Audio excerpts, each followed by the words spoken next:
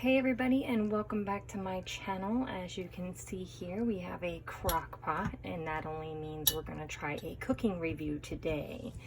Today I am going to test out a chili that I found online. I want to see if it really is that simple and if it tastes good.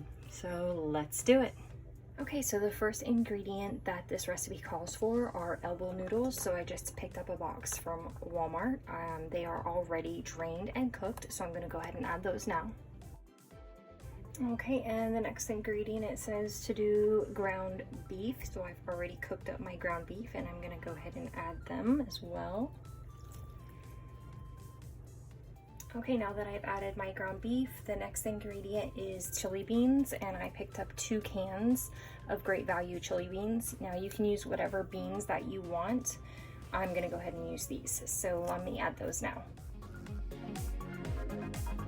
Okay, so I got my chili beans already in there, and what I'm gonna do next is the next ingredient, which is diced tomatoes. Again, I got the great value brand from Walmart, so let's go ahead and put those in.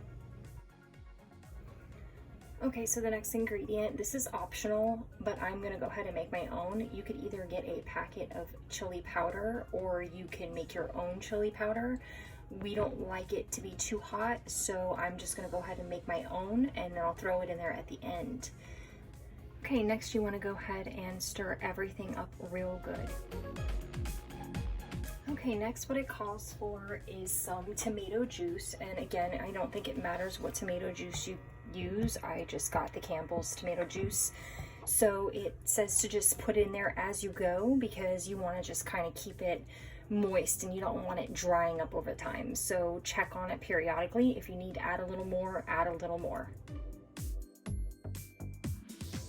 Okay, so I've added my tomato juice, and I can tell you already it's starting to smell pretty good. So I think this is going to be a good recipe.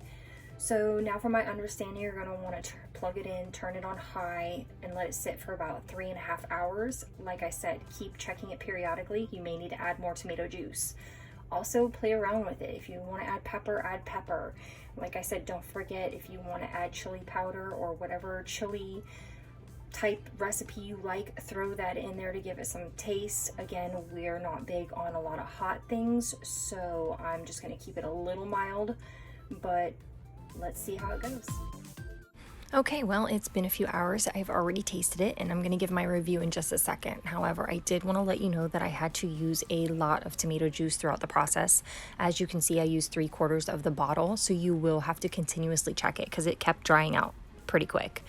Now, the bad first. In my opinion, I think it's more of a goulash than a chili, but it was really good, and I will definitely make it again, especially for the price. And speaking of which, I will list the recipe and everything down below on what it costs for each item. But I definitely give this a 2 thumbs up. You should definitely try it. Well, thanks for watching. And don't forget to hit that notification button so that you know when I upload another video.